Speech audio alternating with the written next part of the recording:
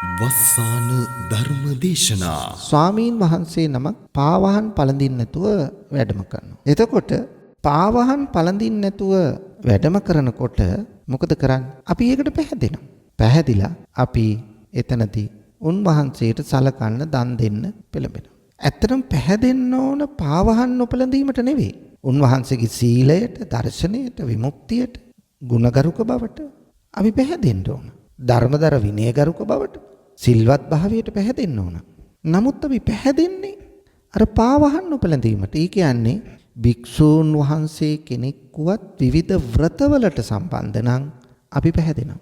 ඕනෝක තමයි අපි දුරු කරගන්න ඕන පින්නතුනේ. එතකොට ඒව බුදුරජාණන් වහන්සේ ප්‍රතික්ෂේප කරපුවා. නමුත් ඒකට අපි පැහැදෙනවා. ඊළඟට බලන්න අපි හැම වෙලාවෙම සිල් රකින්න ඕන පන්සිල් වේවා අටසිල් වේවා එහෙම නැත්නම් ආජීවෂ්ටමක සීලය වේවා එහෙමත් නැත්නම් දස සීලය වේවා රකින්න ඕන මේ මමත්වය ගොඩනගෙන ආකාරයට නෙවෙයි. මගේකම මමත්වය ගොඩනගෙන විදියට නෙවෙයි. එහෙම රකින්න නම් එතන සීලබ්බත පරාමාස වෘතයක් ඒක. ඒ නිසා මෙන්න මේ සක්කාය දිට්ඨිය මම මගේ මට ඕන විදියට මේ පංච උපාදානස්කන්ධය පාලනය කරන්න පුළුවන් කියන මේ අස්මිමානය මේ ආත්ම සංකල්පය අපි දුරු කරන්න ඕන.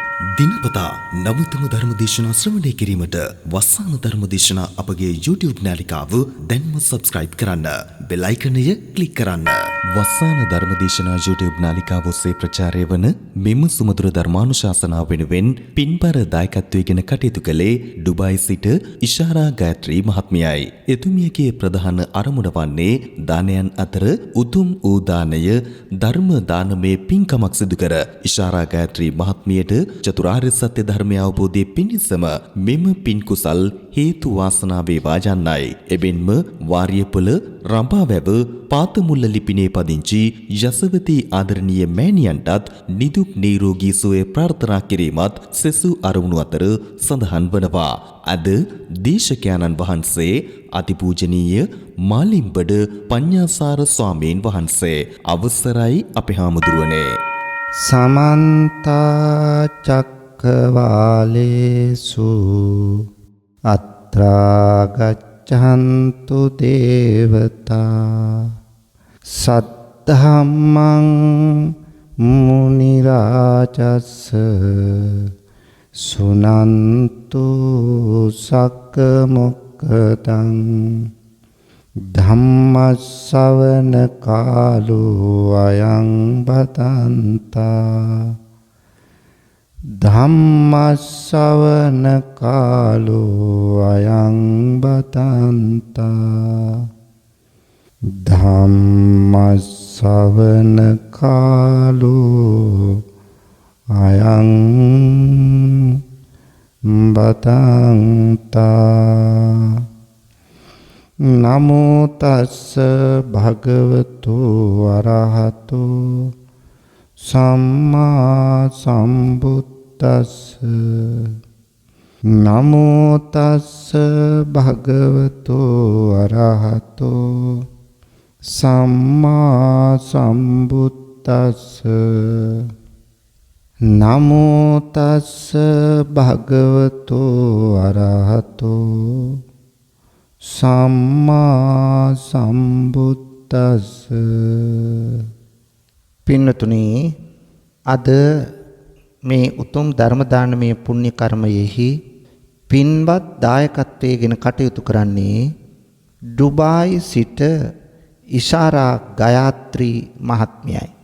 ගායත්‍රී මහත්මියගේ ප්‍රධාන අරමුණ තමයි දානයන් අතර උතුම් වූ දානය ධර්ම දානමය පින්කමක් සිදු කර ඉෂාරා ගායත්‍රී මහත්මියට චතුරාර්ය සත්‍ය ධර්මය අවබෝධ වීම පිණිසම මෙම පින් කුසල් හේතු වාසනා වේවායි ප්‍රාර්ථනා කරනවා.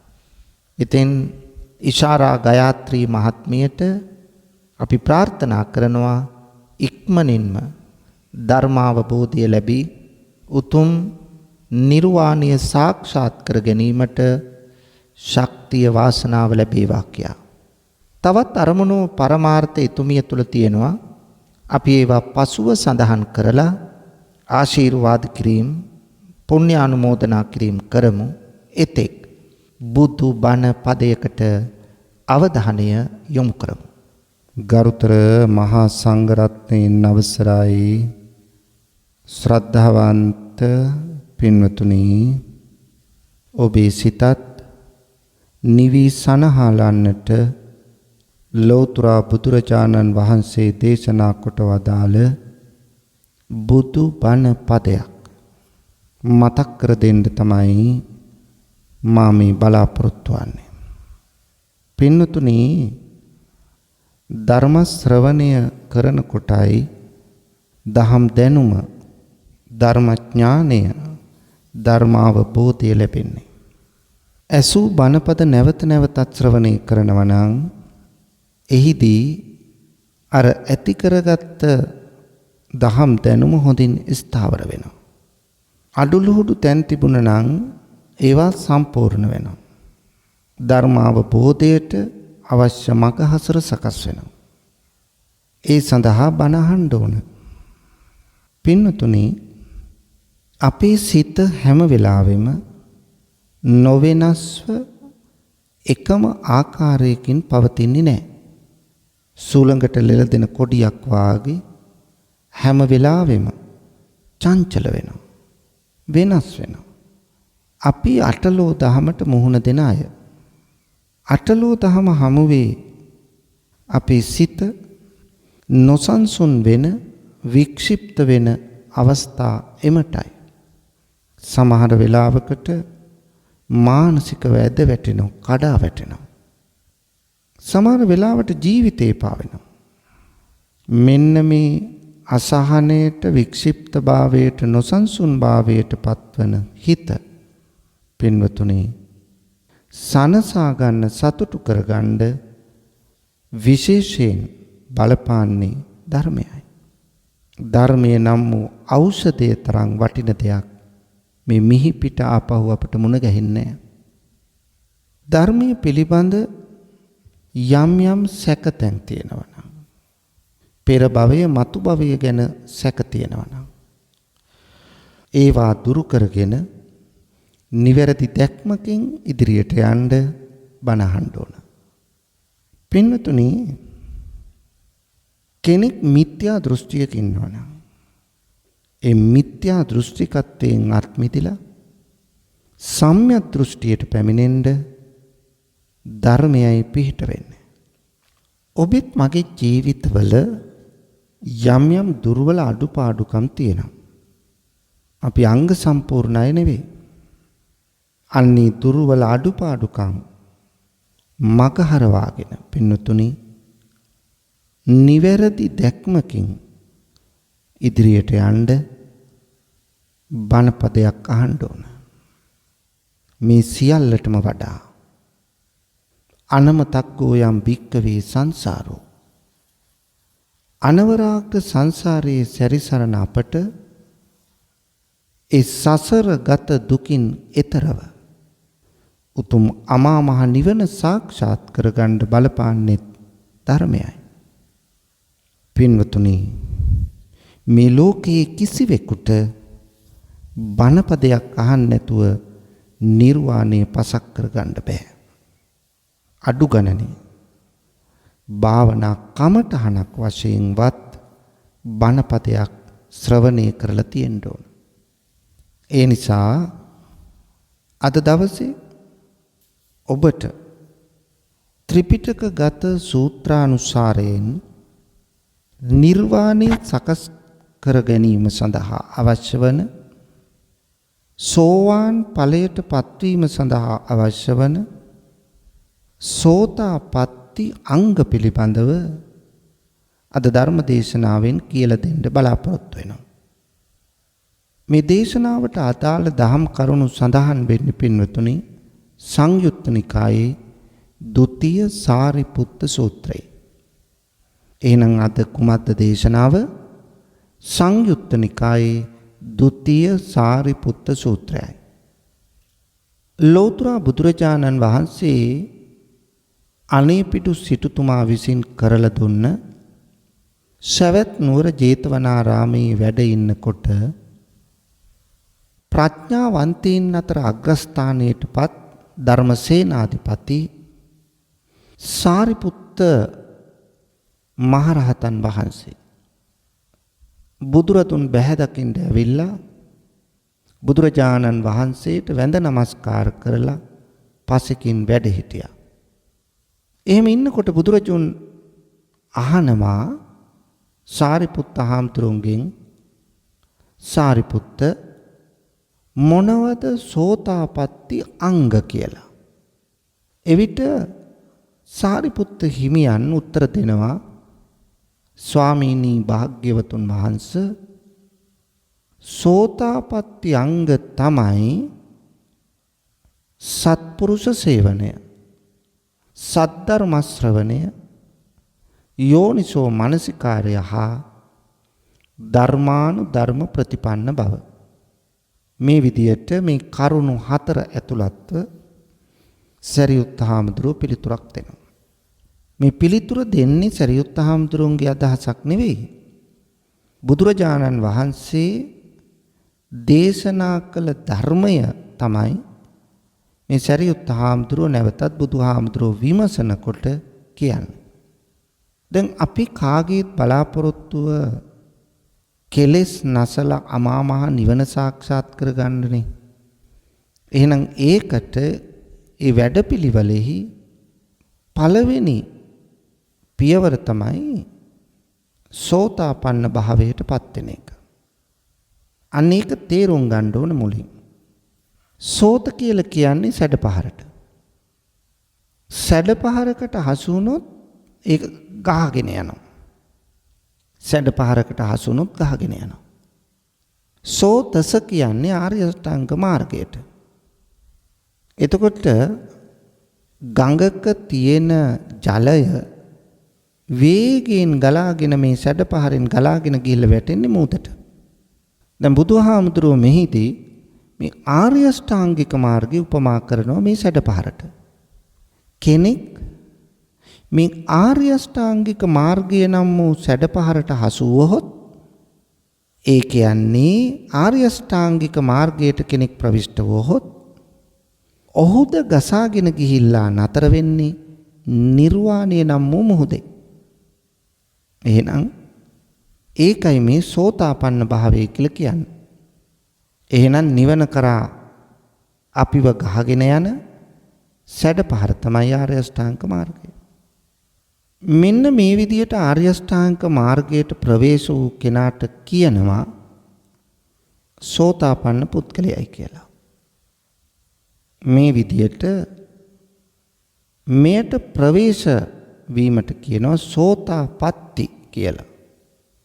සෝවාන් වෙනවා කියලා කියන්නේ ඒකට තමයි. එතකොට පින්නතුනි සෝවාන් භාවයට පත් වෙන්න මෙන්න මේ කරුණු 4 අවශ්‍යයි. මොකද්ද කරුණු 4? කල්යාණ මිත්‍ර සම්පත්තිය නැවත් සත්පුරුෂ සේවනය. 2 සද්ධර්ම ශ්‍රවණය. 3 යෝනිසෝ මනසිකාරය. 4 ධර්මානුධර්ම ප්‍රතිපන්න බව.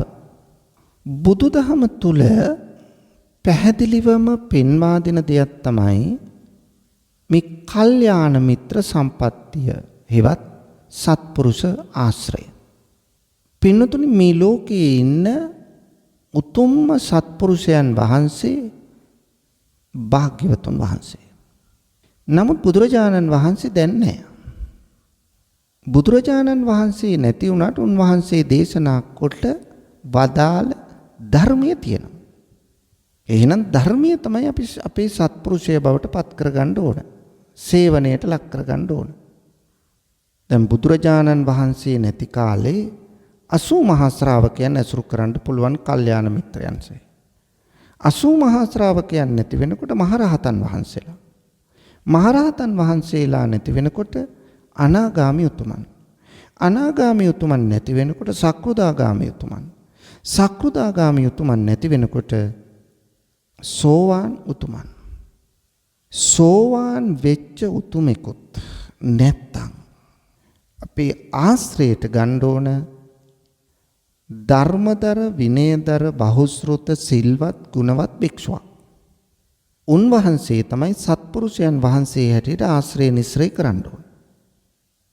මොකද සිල්වත් ධර්මතර බහුශ්‍රුත භික්ෂුවක් ආශ්‍රය කරනවා නම් උන්වහන්සේ අපට ධර්මයේ කියලා දෙනවා.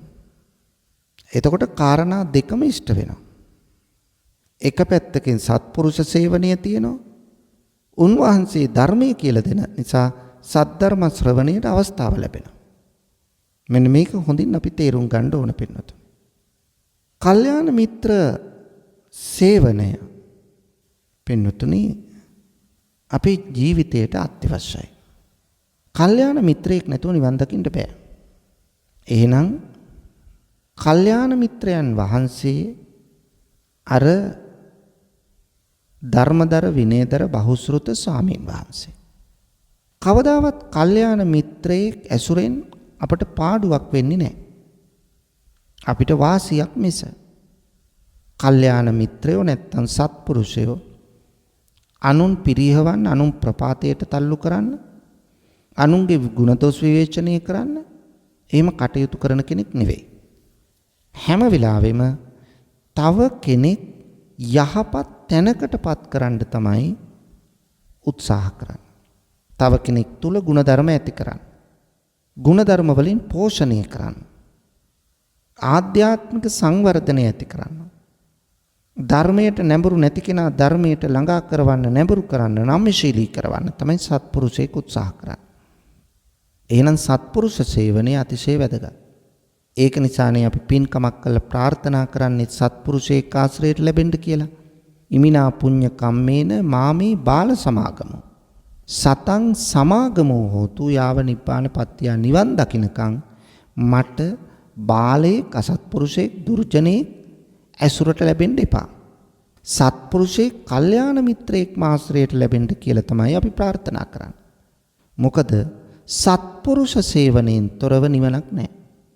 සත්පුරුෂයන් වහන්සේ කෙනෙක්, කල්යාණ මිත්‍රයන් වහන්සේ කෙනෙක් ඇසුරෙන් තමයි අපේ නිවන් මඟ අපට පසක් කරගන්න අවස්ථාව ලැබෙන්නේ. පින්වතුනි, කල්යාණ මිත්‍රයන් වහන්සේ කෙනෙක් ආශ්‍රය කරනකොට අපට පුළුවන් වෙනවා සද්ධර්ම ශ්‍රවණයට.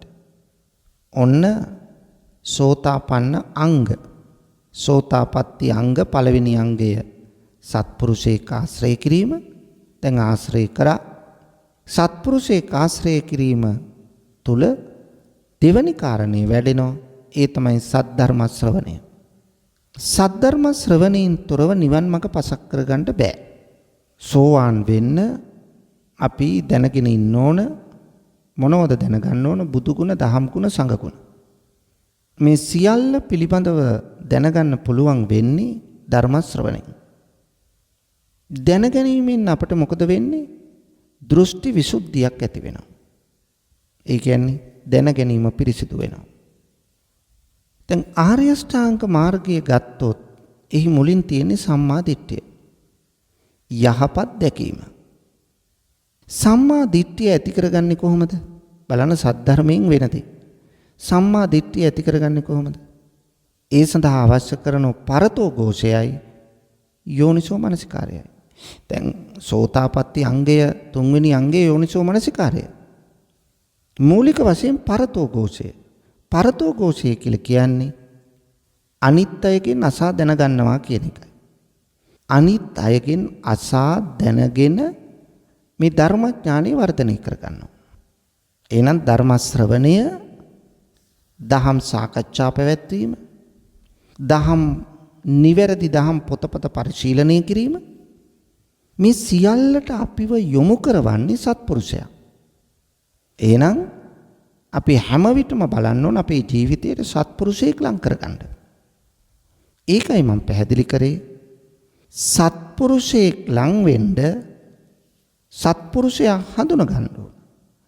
ඒකයි කිව්වේ ධර්මදර විනයදර බහුශ්‍රුත සිල්වත් ගුණවත් භික්ෂුවක් තමන්ගේ ජීවිතයට ලං කරගන්න පින්නතුන්. දැන් බලන්න තායිලන්ත බුරුමය වගේ රටවල් වල හැම වෙලාවෙම තමන්ගේ පවුලට සමීප ස්වාමීන් වහන්සේලා එක්කෙනෙක් හෝ දෙන්නෙක් ඉන්නවා. උන්වහන්සේලා නිතර ආශ්‍රය කළා. නිතර තොරතුරු විමසලා. ජීවිතයේ දුර්වල අඩුපාඩුකම් හදාගෙන ධර්ම මාර්ගයට ප්‍රවිෂ්ඨ වෙලා ධර්මයේ පිළිබඳ සෝදිසි කරමින් කටයුතු කරන. ඒ නිසා තමයි ආධ්‍යාත්මික සංවර්ධනයක් ඒ රටවල ඇති වෙන්න විශේෂයෙන් බලපාලා තියෙන්නේ. එහෙනම් අපි තුලත් පින්නතුනි ඇති කරගන්න ඕන දේ තමයි මොකද්ද? මේ ආධ්‍යාත්මික සංවර්ධනය. ඒ සඳහා අර මුල් කරුණ විශේෂයෙන් බලපාන සත්පුරුෂයෙක් ආශ්‍රය කරන එක. සත්පුරුෂයා ආශ්‍රය කරනකොට අපි ධර්මයෙන් දැනුවත් වෙනවා.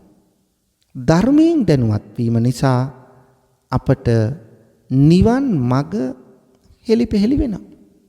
වැරදි තැනක ඉන්නව නම් නිවැරදි තැනකට එනවා. සැකතැන් තියෙනව නම් ඒව දුරු වෙනවා. මෙච්චර දවසක් අපි නොදන්න කරුණු තිබුණා නම් ඒවයින් දැනුවත් වෙනවා. බලන්න කොච්චර වැදගත්ද කියලා. ඒ නිසා අන්න ඒ තැනට අපි එන්නේ සද්ධර්ම ශ්‍රවණයෙන්. ඊළඟට පින්නතුනි සෝතාපට්ටි අංග අතරේ සඳහන් වෙනවා යෝනිසෝ මනසිකාරය. යෝනිසෝ මනසිකාරය කියලා කියන්නේ පින්නතුනි ලෝකය තේරුම් ගන්න එක. සෑම දෙයක්ම මේ ත්‍රිලක්ෂණයට හසු වෙනවයි කියන එක. අනිත්‍යයි කියලා තේරුම් ගන්න උත්සාහ කරනවා. ඒක තමයි මනසින් විමසමින් කරන්න ඕන. ඇති වෙන සියල්ල නැති වෙන සුළුයි. බුදුරජාණන් වහන්සේ එහෙමයි දේශනා කළේ. හේතුවකින් යමක් හට ගන්නවා නම් හේතුව තියෙන තාක්කල් ඵලය තියෙනවා. හේතුව නැත්තම් ඵලය නැහැ.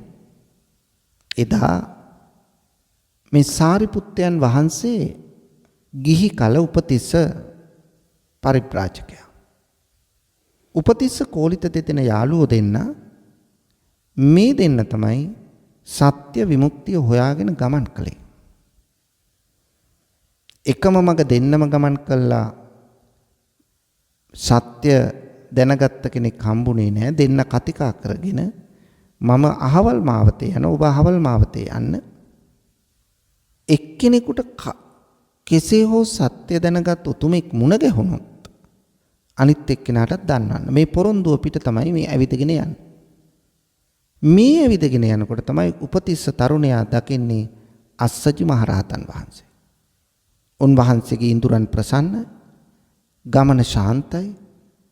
ඒ නිසා උන්වහන්සේ මුණ ගැහිලා අහනවා ස්වාමීනි ඔබ නම් සත්‍ය දැනගත් උතුමෙක්.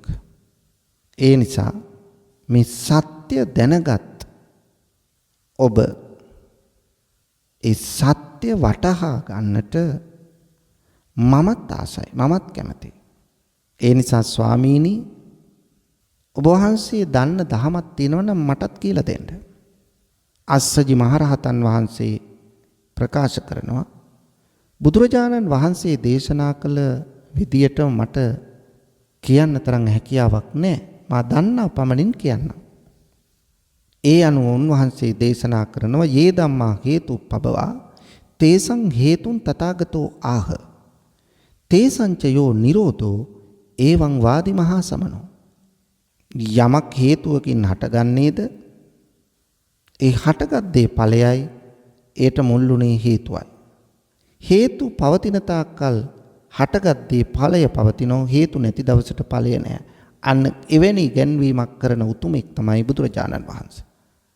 මේ දේශනාවේ මේ ගාථා රත්නේ පේලි 4ම කියන්න කලින් පේලි 2ක් ඇහෙනකොටම සැරියුත් නැත්නම් උපතිස්ස තරුණයා මේ හේතුඵල ධර්මතාව තේරුම් අරගෙන සත්‍ය පසක් කරගත්ත සෝවාන් මගඵල නුවණ ලැබුවා. එහෙනම් මේ හේතුඵල සම්බන්ධය දැනගන්න ඕන. හටගන්නා සියල්ල නැති වෙන සුළුයි. යං කිංචි සමුදය ධම්මං සබ්බන්තං නිරෝධ ධම්මං. යමක් හටගන්නව නම් ඒක නැති වෙන සුළුයි. ඒ නිසා මෙන්න මේ ලෝකයේ තියෙන මේ අනිත්‍ය දර්ශනය තේරුම් ගන්න යෝනිසෝ මනසිකාරය අවශ්‍ය වෙනවා.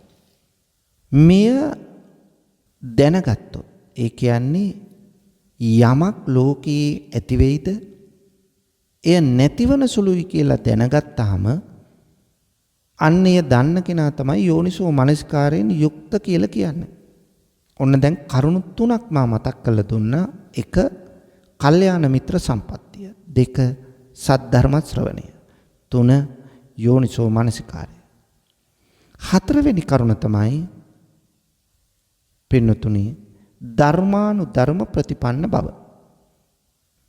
ධර්මානුධර්ම ප්‍රතිපන්න බව කියලා කියන්නේ ආර්ය අෂ්ටාංගික මාර්ගයේ ගමන් කිරීම. එතකොට ධර්මය අහලා විතරක් බෑ. ධර්මය මතක තියාගෙන විතරක් බෑ. ධර්මය පිළිපදින්නත් ඕන. සුනාත ධාරේත චරාත. සුනාත ධර්මය අහන්න, ධාරේත මතක තියාගන්න, චරාත ඒ අනුව හැසිරෙන්න. මෙන්න මේ විදියට කටයුතු කරන්න ඕන අපි. එහෙම ක්‍රියාත්මක වුණොත් තමයි අපට මේ ආර්ය මාර්ගයේ ගමන් කිරීමට වාසනාව ලැබෙන්නේ. ඒ නිසා අපි උත්සාහ කරන්න ඕන පින්නතුනි හැම මොහොතකම අපි දැනගත් ධර්මය ප්‍රායෝගික ජීවිතයට එක් කරගන්න. ඒ ප්‍රායෝගික ජීවිතය තුළ අපි ක්‍රියාත්මක වුණොත් තමයි අපට පුළුවන් වෙන්නේ මේ දහම් මඟ ජීවිතයට බද්ධ කරගන්න.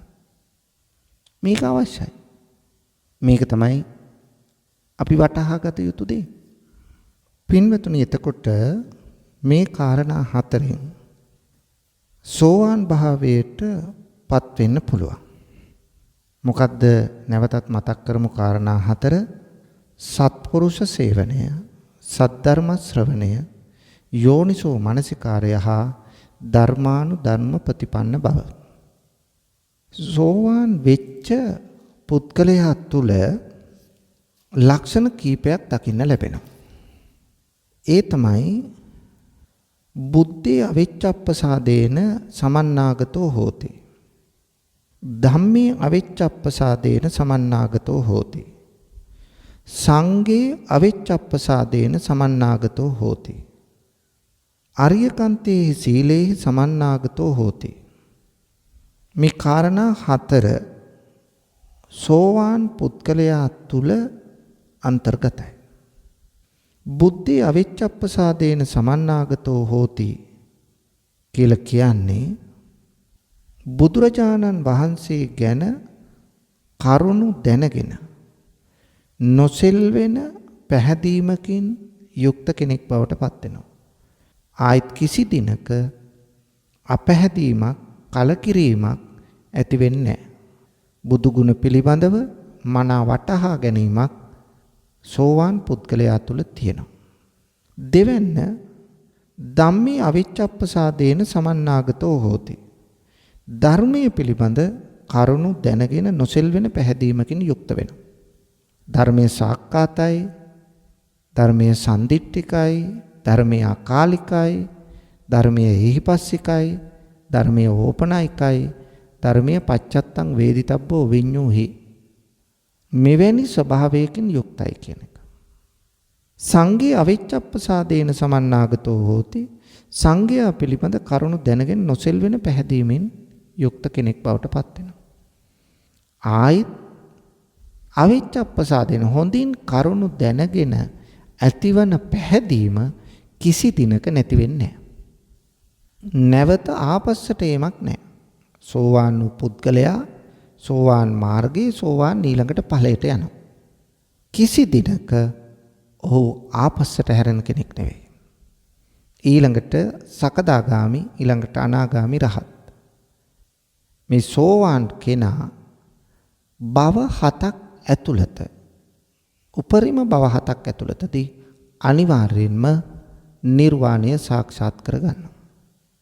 නතේ භවං අට්ඨමං ආදියන්ති 8 වෙනි භවයකට යන්නේ නැහැ. ඊට පෙරමිස පසු වෙන්නේ නැහැ.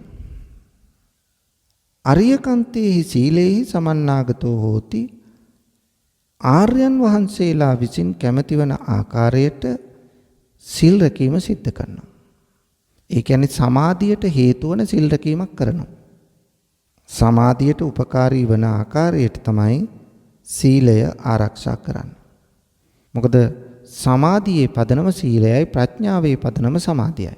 ඒතර සමාධිය ගොඩනගා ගන්න පුළුවන් වන ආකාරයට සීලය අඛණ්ඩව ආරක්ෂා කරනවා ආර්යකාන්ත සීලය. ආයිත් ඒ සීලයේ කුඩා වරදක්වත් සිද්ධ වෙන්න ඉඩක් නැහැ. ඒ වගේම මේ සෝවාන් පුද්ගලයා සංයෝජන ධර්ම ප්‍රහාණය කරන්නේ කොහොමද කියලා දැනගෙන ඉන්න කෙනෙක්. මේ කාරණා දැනගැනීමකින් තොරව සෝවාන් ඵලයක් ඇති වෙන්නේ නැහැ කිසිසේත්ම. එතකොට බුදුහාමුදුරුවෝ කෙරෙහි පැහැදිලා තියෙනවා ධර්මයේ කෙරෙහි පැහැදිලි. කරුණු දැනගෙන සංඝයා කෙරෙහි කරුණු දැනගෙන පැහැදිලා තියෙනවා. සමාධියට අවශ්‍ය කරන ආර්යකාන්ත සීලයෙන් යුක්ත වෙනවා.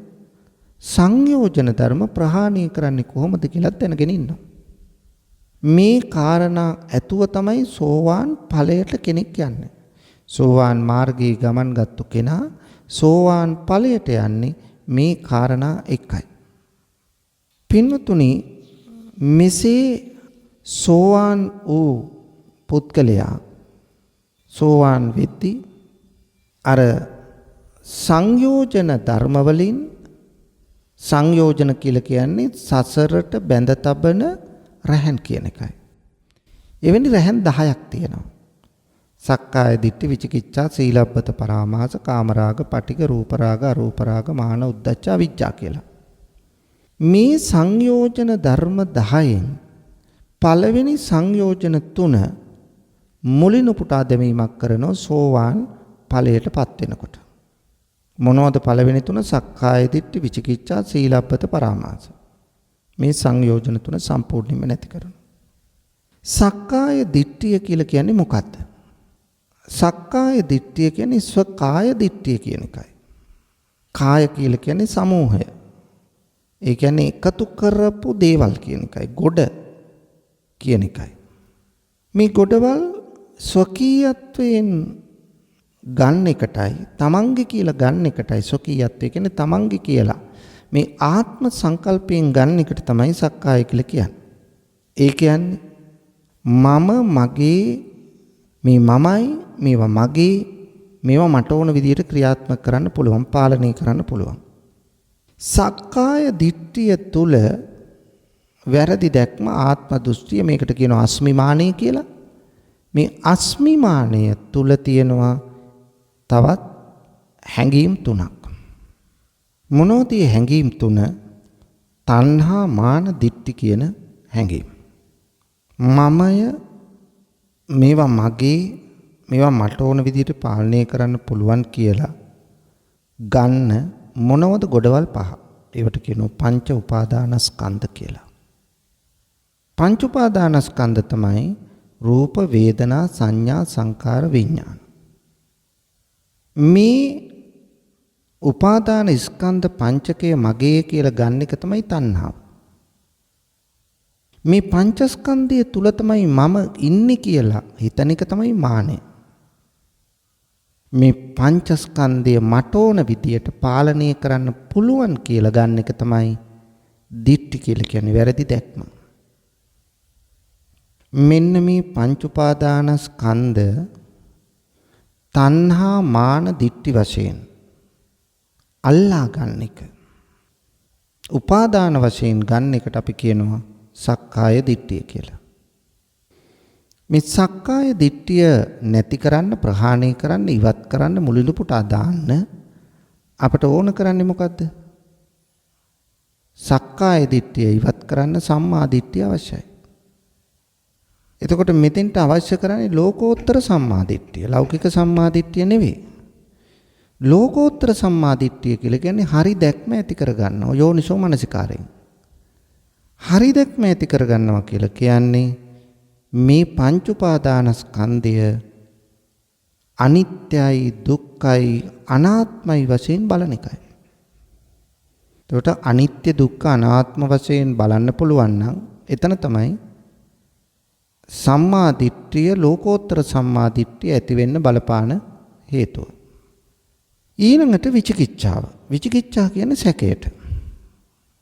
පෙර භවය ගැන, මතු භවය ගැන අපි තුල බුද්ධ රත්නය, ධම්ම රත්නය, සංඝ රත්නය ගැන යම් යම් සැක සංකා මතු වුණොත් අන්නේ සැක සංකා ඉවත් කරගන්න ඉවත් කර ගැනීම තමයි විචිකිච්ඡා ඉවත් කරනවා කියන්නේ. ඉස්සෙල්ලා මමයේ මාගේ කියන හැඟීම ඉවත් කරා අනිත්‍ය දුක්ඛ අනාත්ම සංකල්පය තුලින් ලෝකෝත්තර සම්මාදිට්ඨිය තුලින් දැන් විචිකිච්ඡාව ඉවත් කරන්න නම් ඒ සඳහා ධර්මයේ ශ්‍රවණය කරන්න ඕන නිතර නිතර. ඇයි? බුදු ගුණ, දහම් ගුණ, සංඝ ගුණ, පෙර භවයේ, මතු භවයේ ගැන පින්වතුනි අපිට සැකයක් තියෙනවා නම් ඒ සැකය දුරු කරගන්න නිතර නිතර බණ ඇසිය යුතුයමයි. නිතර නිතර බණ අහන්න නැතුව ඒ தත්ත්වය අපිට හදාගන්න බෑ. ඒ නිසා එය හදාගන්න නිතරම ධර්මයේ ශ්‍රවණේ ධර්මයෙන් දැනුවත් වෙනකොට තමයි අර තියෙන වැරදි දැකීම් සැක සංකා දුරු වෙලා යන්නේ. තුන්වෙනි සංයෝජනය තමයි සීලබ්බත පරාමාස කියන එක. සීලබ්බත පරාමාස කියන්නේ විවිධ व्रत සමාදානයෙන් ඉවත් වෙන එක. व्रत සමාදානයේ තමයි සීලබ්බත පරාමාස කියන්නේ. ඒකෙන් ඉවත් වෙන්න ඕන. සීල් රකින්න ඕන හැමතිස්සෙම සමාධියට උපකාර වන විදියටයි. එහෙම නැතුව මමත්වයේ ගොඩනගා ගන්න වර්ධනය කරගන්න නෙමෙයි. එහෙම මමත්වයේ වර්ධනය කර ගැනීමේ අදහසින් සීල් රකින්නවා නම් ඒක තමයි සීලබ්බත පරාමාස කියන්නේ. දැන් අපි කොහොමත් කැමති පින්වතුනි කෙනෙක් දුක් විඳිනවා දකින්නනේ. දැන් හිතන්නකෝ ස්වාමීන් වහන්සේ කෙනෙක්, හාමුදුරු කෙනෙක් උන්වහන්සේගේ කුටියට ගියාම උන්වහන්සේට සැතපෙන්න තියෙන්නේ ලෑලි ඇඳක්. එහෙම නැත්නම් ලණු වලින් වියපු ඇඳක්. මෙට්‍රස් එකක් නැහැ. ඒ ලණු වලින් වියපු ඇඳේ පැදුරක් දාලා සැතපෙනවා. දැන් අපි එහෙම සැතපෙන ස්වාමීන් වහන්සේ නමක් වැඩ ඉන්න කුටියට අපි ගියොත් අපි පැහැදෙනවද නැද්ද?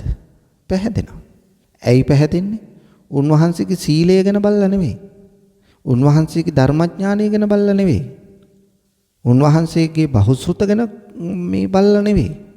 උන්වහන්සේ අර ලණු ඇඳේ පැදුරක් දාගෙන නිදා ගැනීම සැතපීම මුල් කරගෙන අපි පැහැදීමටපත් වෙනවා. උන්වහන්සේට දන් දෙන්න, මං කියන්නේ දන් දෙන්න එපා කියන එක නෙවෙයි. නමුත් අපි පැහැදෙන්නේ අර ඒ වගේ දුෂ්කර අමාරු දේවල් කරන කෙනාට. දැන් දුෂ්කර අමාරු දේවල් උවමනාවට වඩා අමාරු දේවල් කරන එක බුදුහාඳුර ප්‍රතික්ෂේප කළානේ. අත්තකිලමතානුයෝගය. උන්වහන්සේ බෝධිසත්වයෙක් හැටියට මේ ලෝකේ විඳින්න පුළුවන් ඉහළම දුක් විඳා. ආයි තව කෙනෙකුට ඉන් එහා දුකක් විඳින්න තියෙනවා කියලා නැහැ. මිහි පිට කෙනෙකුට විඳින්න පුළුවන් ඉහළම දුක් අඳුනා. විවිධ व्रत සමාදන් වේ. සිද්ධ කරමින් කටයුතු කළා මේකෙන් විමුක්තිය ලබා ගන්න පුළුවන්ද කියලා බලන්න. නමුත් එතන විමුක්තියක් නැහැ. ඒ නිසා ඒ ප්‍රතික්ෂේප කළා. හැබැයි දැනුත් අපි කැමති අන්නේ වගේ දුක් විඳින කෙනෙක් දකින්ද එතන තමයි සීලයේ තියෙනවා කියලා හිතන්නේ. දැන් තව උදාහරණයක් ගන්න. දැන් අපි හිතමු ස්වාමීන් වහන්සේ නමක් පාවහන් පළඳින්න නැතුව වැඩම කරනවා. එතකොට පාවහන් පළඳින්න නැතුව වැඩම කරනකොට මොකද කරන්නේ? අපි ඒකට පැහැදෙනවා. පැහැදිලා අපි එතනදී උන්වහන්සේට සලකන්න දන් දෙන්න පෙළඹෙනවා. ඇත්තටම පැහැදෙන්න ඕන පාවහන් නොපළඳීමට නෙවෙයි. උන්වහන්සේගේ සීලයට, දර්ශනයට, විමුක්තියට, ගුණගරුක බවට අපි පැහැදෙන්න ඕන. ධර්මදර විනයගරුක බවට, සිල්වත් භාවයට පැහැදෙන්න ඕන. නමුත් අපි පැහැදෙන්නේ අර පාවහන් නොපළඳීමට. ඒ කියන්නේ භික්ෂූන් වහන්සේ කෙනෙක්වත් විවිධ ව්‍රතවලට සම්බන්ධ නම් අපි පැහැදෙනවා. ඕක තමයි අපි දුරු කරගන්න ඕන පින්නතුනේ. එතකොට ඒවා බුදුරජාණන් වහන්සේ ප්‍රතික්ෂේප කරපුවා. නමුත් ඒකට අපි පැහැදෙනවා. ඊළඟට බලන්න අපි හැම වෙලාවෙම සිල් රකින්න ඕන පන්සිල් වේවා, අටසිල් වේවා, එහෙම නැත්නම් ආජීවෂ්ටමක සීලය වේවා, එහෙමත් නැත්නම් දස සීලය වේවා රකින්න ඕන මේ මමත්වය ගොඩනගෙන ආකාරයට නෙවෙයි. මගේකම මමත්වයේ ගොඩනගෙන විදියට නෙවෙයි. එහෙම රකින්න නම් එතන සීලබ්බත පරාමාස වෘතයක් ඒක. ඒ නිසා මෙන්න මේ සක්කාය දිට්ඨිය මම මගේ මට ඕන විදියට මේ පංච උපාදානස්කන්ධය පාලනය කරන්න පුළුවන් කියන මේ අස්මිමානය මේ ආත්ම සංකල්පය අපි දුරු කරන්න ඕන. එතකොට සෝවාන් වෙනකොට ඒ දුරු කළා. විචිකිච්ඡාව සැකය දුරු කළා. ඊළඟට සීලබ්බත පරාමාස වැරදි අනුගමනය කිරීම දුරු කළා. මෙන්න මේ අනුගමනය කිරීම දුරු කළොත් තමයි දුරු කරන ස්වභාවය තමයි සෝවාන් පුද්ගලයා තුල තියෙන්නේ. එතකොට දැන් මේ ධර්මදේශනාවෙන් මා පැහැදිලි කරන්න උත්සාහ කළේ සෝවාන් වෙන්න බලපාන සෝතාපට්ටි අංග කොහොමද අපි පිළිපදින්න ඕන? ඒක මේකෙදි මේ ධර්මදේශනාවේදී පැහැදිලි කළා. ඒ කියන්නේ සත්පුරුෂයෙක් ආශ්‍රය කිරීම, සද්ධර්ම ශ්‍රවණය, යෝනිසෝ මනසිකාරය, ධර්මානුධර්ම ප්‍රතිපන්න බව. මේ කාරණා 4 අවශ්‍යයි සෝතාපන්න වෙන්න. ඊළඟට මේ සෝතාපන්න කෙනා තුල තියෙනවා මොනවද තියෙන්නේ? බුදුරජාණන් වහන්සේ කෙරෙහි පැහැදිලා තියෙනවා අවිච්ඡප්පසාදය, ධර්මයේ කෙරෙහි අවිච්ඡප්පසාදය, සංඝයා කෙරෙහි අවිච්ඡප්පසාදය, ආර්යකාන්ත සීලය තියෙනවා. සංයෝජනය දුරු කරන්න හැකියාව ගොඩනගාගෙන තියෙනවා. ඔන්න සෝවාන් කෙනා ඊළඟට සෝවාන් ඵලයටපත් වෙනවා. සෝවාන් ඵලය ලැබනකොට තමන් సంతానගතව ඇති වෙලා තිබිච්ච අර සංයෝජන 10 මුල් සංයෝජන 3 මුලින් පුටා දානවා. සක්කාය දිට්ඨි, විචිකිච්ඡා, සීලබ්බත පරාමාස. දැන් ඔබට සෝවාන් වීම අවශ්‍ය නම් අන්නේ සෝවාන් වෙන්න තියෙන මාවත අවශ්‍යතා සුදුසුකම් මොනවද කියලා දැන් දන්න. ඒ ඔස්සේ කටයුතු කළොත් මේ సంతానගත කෙලෙස් දුරු කරලා එවැනි තත්වයටපත් වෙන්න පුළුවන්. ඔබත් උත්සාහ කරන්න. මේ බණපදය අනුව ඔබේ ජීවිතය හැඩගස්වාගෙන යම් දිනක මමත් සෝවාන් භාවයටපත් වෙන්නට මේ ධර්ම කරුණු මගේ ජීවිතයටත් එකතු කරගන්නවා කියන හැඟීම ඇති කරගත්තොත් තමයි මේ බණ ඇසීමේ ප්‍රයෝජනය ලැබෙන්නේ. එවැනි තත්ත්වයක් ගොඩනගා ගන්නට ඔබ සියලු දෙනාටම ධර්මාවබෝධය පිණිසම මේ ධර්ම දේශනාව හේතු වාසනා වේවා කියලා ප්‍රාර්ථනා කරනවා. පින්වතුනි, අද මේ ධර්ම දේශනාවෙහි දායකත්වයෙන් කටයුතු කළේ ඩුබායි සිට ඉෂාරා ගයත්‍රී මහත්මියයි. එතුමියගේ ප්‍රධාන අරමුණ තමයි දානයන් අතර උතුම් වූ දාණය ධර්ම දානමය පින්කමක් සිදු කර ඉෂාරා ගයත්‍රී මහත්මියට ඉක්මනින්ම චතුරාර්ය සත්‍ය ධර්මය අවබෝධ වීම පිණිස මෙම උදාර පින්කම හේතු වාසනා වේවායි ප්‍රාර්ථනා කරනවා. සෙසු අරමුණු අතරේ එතුමිය සඳහන් කළා තියෙනවා වාරියපොළ රඹාවැව පාතමුල්ල ලිපිනේ පදිංචි යසවතී ආදරණීය මෑණියන්ට නිදුක් නිරෝගී සුවය දීර්ඝායුෂ ප්‍රාර්ථනා කරන්න. ඉතින් අපි ඒ ආදරණීය මෑණියන්ට තුනුරුවන්ගේ අනන්ත ගුණ බලයෙන් දලදා හාමුදුරුවන්ගේ පිහිටෙන් මේ කරන ලද කුසලානිසංස බල මහිමෙන් නිදුක් නිරෝගී බව ලැබේවා දීර්ඝායුෂ ලැබේවායි ප්‍රාර්ථනා කරමු. ගයාන් සහ අශාන් යන සහෝදරයන් දෙදෙනාටත් වහවහාම චතුරාර්ය සත්‍ය ධර්මය අවබෝධ වීම පිණිස මෙම ධර්ම දානයේ කුසලය හේතු වාසනා වේවායි ප්‍රාර්ථනා කරනවා. විමල වීර පියාණන්ට සහ නන්දාවතී මෑණියන්ටත් නිදුක් නිරෝගී සුවය ලැබේවා. කොරෝනා රෝගයෙන් සහ දරුණු රෝගාබාධයන්ට ලක්ව පීඩා විඳින සියලුම දෙනාට නිදුක් නිරෝගී සුවය පිණිස වහවහාම චතුරාර්ය සත්‍ය ධර්මය අවබෝධ වී සසර කතරේ නිතර වීමට මෙම ධර්ම දානමය කුසලය හේතු වාසනා වේවායි ප්‍රාර්ථනා කරනවා. අතිපූජ්‍ය මාලිම්බඩ පඤ්ඤාසාර ස්වාමීන් වහන්සේ ඇතුළු ගරුතර මහා සංඝරත්නයටත් නිදුක් නිරෝගී බව ලැබේවා. ගයාන් දුෂ්යන්ත මහතා ඇතුළු කාර්ය මණ්ඩලයටත් කල්යාණ මිත්‍ර සම්පත්තියම ලැබී සසරින් නිතර වීමට මේ පින් අනුමෝදන් වේවා. බණ ඇසූ ලක්වැසි ලෝවැසි සියලු දෙනාට නිදුක් නිරෝගී බව ලැබේවා, දීර්ඝායුෂ ලැබේවා කියලා ඉෂාරා ගයාත්‍රී මහත්මිය ඩුබායි වල සිට ප්‍රාර්ථනා කරනවා. ඒ සියලු ප්‍රාර්ථනා ඒ අයුරින්ම ඉෂ්ට සිද්ධ වේවා. මෙලොව යහපත පරලොව සුගතිය වේවා. අවසන උතුම් අමා මහ නිවනම සාක්ෂාත් වේවායි ප්‍රාර්ථනා කරමු. ආකාසට්ඨා ච බුම්මට්ඨා දේවා නාග මහිත්‍තිකා පුඤ්ඤන්තං අනුමෝදිත්වා චිරං රක්ඛන්තු ශාසනං. ආකාසට්ඨා ච බුම්මට්ඨා දේවා නාග මහිත්‍තිකා පුඤ්ඤන්තං අනුමෝදිත්වා චිරං රක්ඛන්තු දේශනං. ආකාසට්ඨා ච බුම්මට්ඨා දේවා නාග මහිත්‍තිකා පුඤ්ඤන්තං අනුමෝදිත්වා චිරං රක්ඛන්තු මං පරන්ති. වස්සාන ධර්මදේශනා YouTube නාලිකාව ඔස්සේ ඔබ ඒ ශ්‍රවණය කළ ධර්මානුශාසනාව වෙනුවෙන් පින්බර දායකත්වයෙන් කටයුතු කළේ ඩුබායි සිට ඉෂාරා ගායත්‍රී මහත්මියයි. එතුමියගේ ප්‍රධාන අරමුණ වන්නේ දානයන් අතර උතුම් වූ දානය ධර්ම දානමය පින්කමක් සිදු කර එතුමියට වහවහාම චතුරාර්ය සත්‍ය ධර්මය අවබෝධයේ පිණිසම නිම ධර්ම දානමය කුසලය හේතු වාසනා වේවා යන්නයි. එමෙන්ම වාරියපොළ රඹාවැව පාතමුල්ල ලිපිනේ පදිංචි යසවතී ආදරණීය මෑණියන්ටත් නිදුක් නිරෝගී සුවය පිණිසම මෙම ධර්ම දානමය කුසලය හේතු වාසනා වේවා. ධම්මසු ඔබ සැමටත් සම්මා සම්බුදු සරණයි.